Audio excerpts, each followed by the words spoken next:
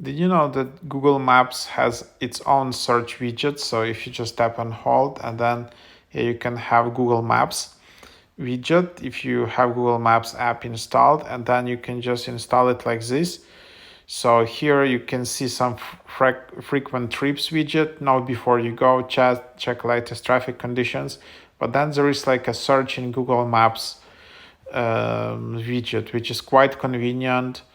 And then yeah, like there is a big one and there is a smaller one. It's quite convenient if you know, live in a new city or you are traveling and you need to very quickly type into Google Maps some locations, and it's just faster to do via widget instead of, you know, going to the app, opening the app and so forth. So just tap on the widget, add widget, and then yeah, you can just you already logged in with your Google account.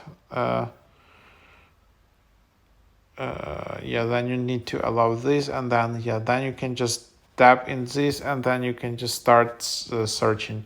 So something like that.